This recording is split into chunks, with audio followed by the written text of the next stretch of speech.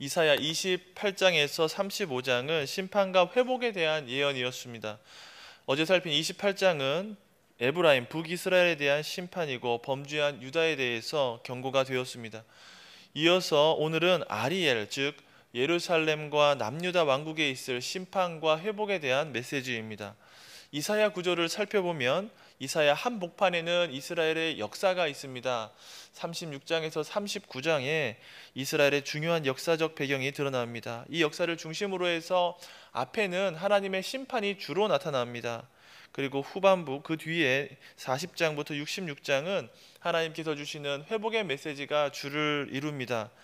그렇지만 전반부에 심판이 주가 된다고 해서 구원의 메시지, 위로의 메시지가 없는 것은 아니고, 또 후반에 위로의 메시지가 주가 된다고 해서 심판의 메시지가 없는 것도 아닙니다. 왜냐하면 하나님은 공의로우시고 또한 자비와 사랑이 넘치시는 분이기 때문에 심판과 또 회복의 메시지가 함께 등장합니다. 이 이사야 말씀을 통해서 구약 백성이 얼마나 어리석고 악했는지 살피고 하나님의 신실하심을 바라보시기 바랍니다. 그래서 우리가 이들처럼 되지 않겠다 다짐하고 살기를 바랍니다. 오늘 1절에 보면 반복되는 단어 아리엘이 나옵니다. 이 아리엘은 다윗이 진친 성읍 예루살렘을 가리킵니다. 아리엘이라는 말의 의미를 추정하기로는 번제단이라고 봅니다. 이스라엘 사람들이 해마다 절기마다 예루살렘 성전에서 또 번제단에서 제사를 드렸습니다. 그러면서 그들의 삶이 하나님 앞에서 있고 또 하나님께서는 지켜주시고 또 마음의 안식을 얻었을 것입니다. 그래서 이스라엘 백성들이 아리엘이라고 하면 하나님의 주시는 복을 떠올리고 마음의 평안을 누렸을 것입니다. 예루살렘 성전에서 예배, 제사를 드렸기 때문에 근데 이들은 어떻게 살더라도 괜찮다, 상관이 없다. 왜냐하면 우리는 제단에서 아리엘에서 예배를 드렸고 제사를 다 드렸기 때문이다, 이렇게 생각했습니다. 심지어 하나님을 이방의 신과 동일하게 생각하면서 제사를 드리고 또 이방 사람들처럼 생각하며 살아갔을 것입니다. 그런 가운데 아무 문제의식을 느끼지 못하고 회개해야 할 필요도 느끼지 못했습니다. 그런데 오늘 본문은 이러한 성전 중심의 삶, 제사만 드리는 삶에 문제를 제기하는 것입니다. 아리엘이여 아리엘이여 이렇게 외치면서 마음이 떠난 제사에 대해서 책망하고 있습니다. 2절 말씀입니다. 내가 아리엘을 괴롭게 하리니 그가 슬퍼하고 애곡하며 내게 아리엘과 같이 되리라. 여호와께서는 예루살렘 전체를 아리엘이 될 것이다, 이렇게 말씀하셨습니다. 불이 번제물을 태우면서 그렇게 심판했는데, 원래는 번제물이 죄인 대신에 불에 타서 하나님께 드려지는 것입니다. 그런데 이제 번제물 없이 예루살렘 자체가 곧바로 심판을 받아서 아리엘이 될 것이다, 불에 탈 것이다, 대속의 은혜가 없을 것이다, 그렇게 말씀하는 것입니다. 3절 말씀입니다. 내가 너를 사면에서 둘러 진을 치며 너를 애워 대를 쌓아 너를 치리니 했습니다. 이사야에서 하나님의 모습은 어떻게 나타납니까? 만군의 여호와의 모습으로 많이 나타납니다. 성경을 읽어보면 하나님께서 나타나실 때 그 장면마다 자신의 이름을 보여주셨습니다. 예를 들어 창세기에서 많은 족장들에게는 하나님께서 전능하신 모습으로 나타나셨습니다. 엘샤다이로 나타나셨습니다. 출애굽기에 보니까 여호와 하나님으로는 그들에게 보이지 않았다, 이렇게 말씀했습니다. 출애굽기에서는 여호와 하나님으로 보이셨다고 했습니다. 이런 하나님의 이름은 그 당시에 하나님의 사역과 관련되는 것입니다. 선지자의 이름도 마찬가지죠. 엘리야도 바알 선지자와 싸우면서 엘리야 자신의 이름을 드러냈고, 또 이사야도 마찬가지로 자신의 시대에 자신의 이름을 드러냈습니다. 그런데 이사야서에서 나오는 하나님의 이름은, 강조되는 이름은 만군의 여호와입니다. 6절 말씀입니다. 만군의 여호와께서 우레와 지진과 큰 소리와 회오리 바람과 폭풍과 맹렬한 불꽃으로 그들을 징벌할 것이다 고 했습니다. 여호와라는 이름 자체가 전쟁과 관련된 이름입니다. 그런데 만군의 여호와라고 하면서 더 전투적인 것을 부각시켰습니다. 그런데 하나님이 부르신 군대, 그러니까 이스라엘 백성들은 그 역할을 하지 못하는 상황입니다. 믿음이 없고 행실이 따르지 않습니다. 아수르 군대 앞에서 벌벌 떠는 오합지졸의 군대의 모습입니다. 그런데 하나님은 자신을 만군의 여호와라고 했습니다. 군대가 해산되기 직전인데, 그렇다면 이 군대는 무엇일까요? 이스라엘 군대를 의미하는 것이 아니라 하늘의 천군 천사 군대라는 것을 눈치챌 수 있습니다. 지상의 군대, 하나님의 백성이 말씀을 듣지 않으니까 천상의 군대를 동원했다라는 말입니다. 하나님의 군대가 공격 태세를 갖추고 쳐들어가려고 하는 곳은 다름이 아니라 예루살렘 성입니다. 과거에 다윗이 여부수 사람을 쫓아내고 그곳을 차지했습니다. 그곳이 예루살렘 성입니다. 다윗이 예루살렘을 쳐서 정복했습니다. 영적으로 보면 여부수 사람들의 죄와 싸워서 이긴 것입니다. 그런데 이제는 만군의 여호와가 예루살렘 성을 둘러싸고 진을 치고 싸우겠다고 했습니다. 다윗의 후손이라고 하는 이 예루살렘 사람들을 물리칠, 몰아낼 기세입니다. 실제로 이것이 역사적으로 이루어지지 않았습니까?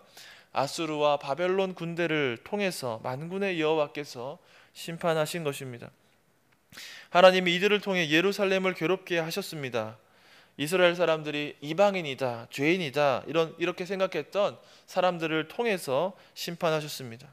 이스라엘 자신들은 이 산에서, 예루살렘에서, 아리엘에서 제사를 드렸으니까 외부로부터 평안할 것이고 복을 누릴 것이고 하나님께서 다 책임지실 것이다, 이렇게 생각했지만 사실은 하나님께서 이들을 치시고 벌하고 징계하셨습니다. 이런 하나님의 크고 작은 심판이 오늘날에도 있습니다. 주일에만 그리스도인처럼 공예배에 참석하지만 평소에는 세상 사람들과 별로 다를 바 없이 살아가고 또 그 생각도 다를 바 없이 살아가는 그리스도인들도 있습니다. 습관처럼 예배에 참석하는 이들이 하나님 앞에서 자신을 바라보지 못하는 경우가 얼마나 많은지 모릅니다. 이런 사람들이 하나님 앞에서 진지하게 자신을 돌아보면서 화로다 나여 망하게 되었구나, 오호라 나는 곤고한 자로다, 이 사망의 몸에서 누가 나를 건져내랴, 그렇게 자신을 바라보지 못하는 것입니다. 애통하지 않습니다. 오히려 평안하다, 하나님께서 복을 매일매일 주시니까 얼마나 좋은가, 여기가 하나님의 성전이다, 제사를 드리러 가면 아무 문제가 없다라고 하면서 하나님의 군대가 사면에 진치면서 심판할 것을 보지 못하는 사람입니다.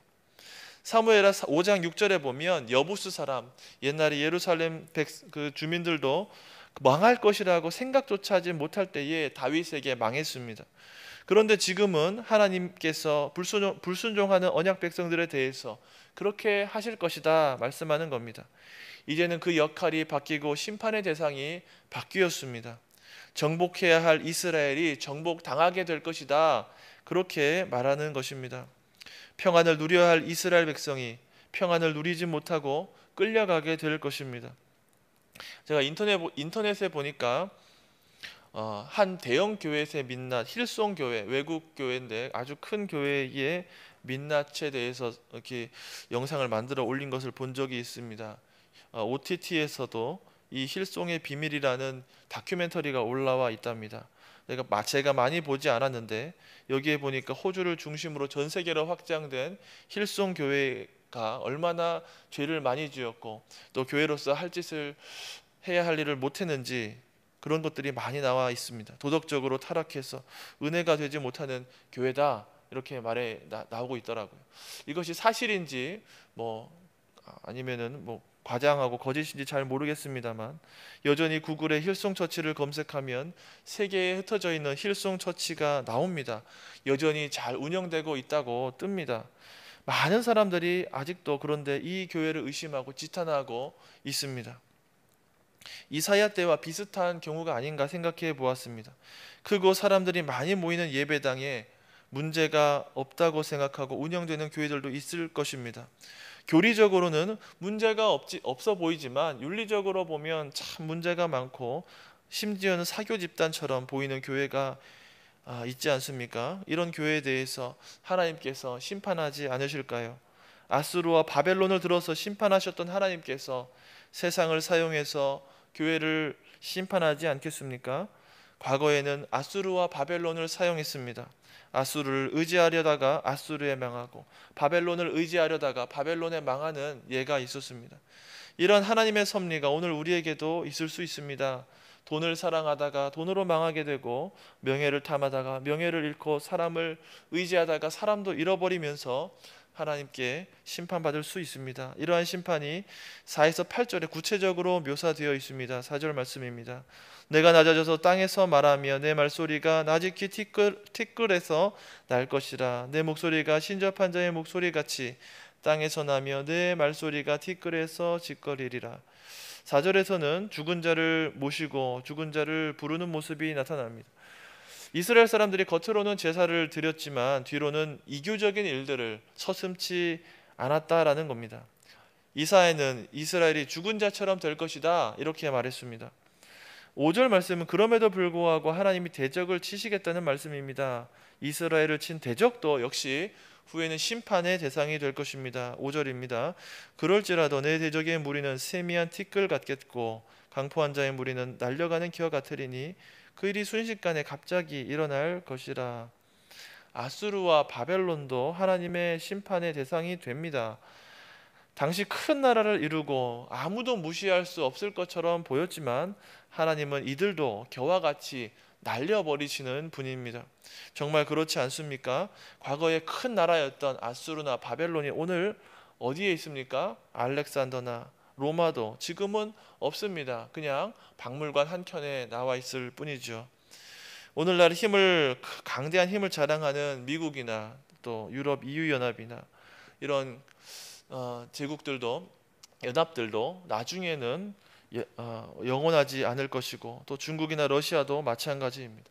심지어 우리나라 대한민국도 영원히 가는 나라는 아닙니다. 심지어 달러나 금, 땅 문서도 겨가 될 날이 올 것입니다. 사람으로부터 얻었던 명예도 바람에 날려갈 것입니다. 그런데 이 비극은 이스라엘 사람들이 듣고도 믿지 않았습니다. 9절에서 12절 말씀을 봅시다. 백성들은 스스로 소경이 되고 동시에 맹인이 되고, 동시에 하나님은 선지자들의 진리를 보지 못하게 하실 것입니다. 말씀이 닫히게 됩니다. 읽어도 알지 못하게 되고, 또 사람들에게 물어도 깨닫지 못하게 됩니다. 이 말씀이 이사야 6장 말씀과 참 동일한 말씀입니다. 6장 9절에, 이사야서 6장 9절에 여호와께서 이사야에게 말했습니다. 이 백성에게 가서 이르기를 듣기는 들어도 깨닫지 못할 것이요 보기는 보아도 알지 못하리라. 이 백성의 마음이 둔하게 하며 그들의 귀가 막히고 그들의 눈이 감기게 하라. 염려하건대 눈으로 보고 귀로 듣고 마음으로 깨달아 돌아와 고침을 받을까 하노라. 이 말이 떠오르게 되는 구절입니다.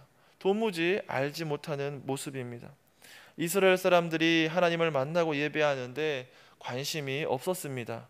오직 자기 만족을 위해서 제사를 드리고 자기 만족을 위해서 종교 생활만 했던 것입니다.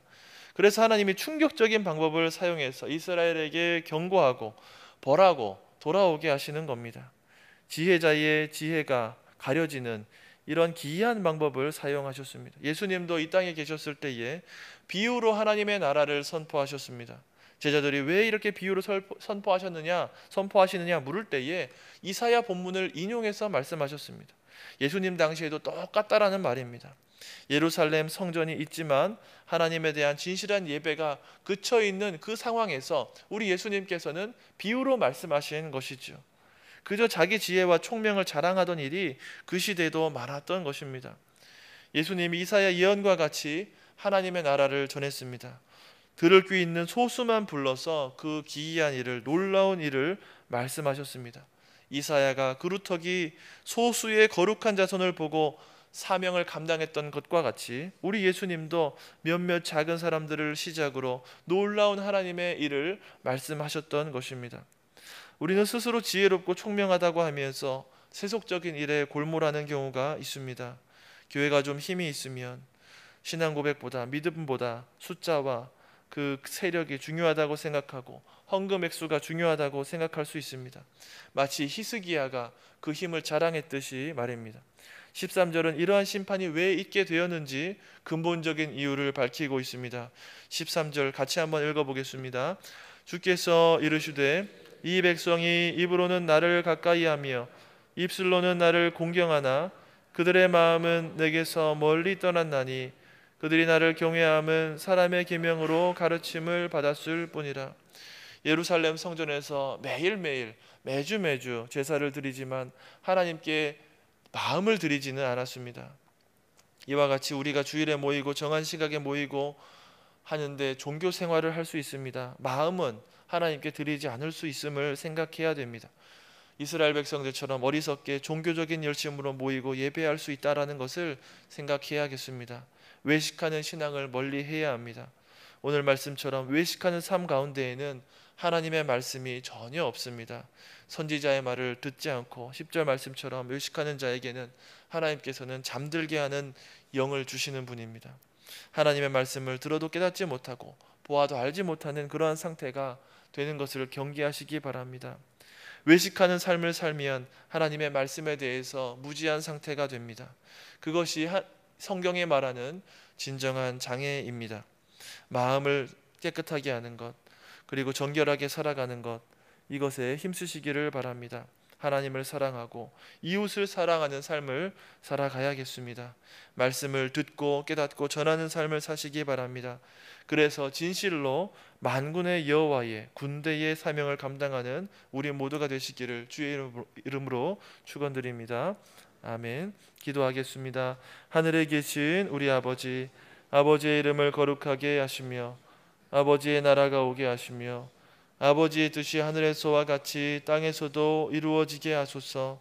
오늘 우리에게 일용할 양식을 주시고 우리가 우리에게 잘못한 사람을 용서하여 준 것 같이 우리 죄를 용서하여 주시고 우리를 시험에 빠지지 않게 하시고 악에서 구하소서. 나라와 권능과 영광이 영원히 아버지의 것입니다. 아멘.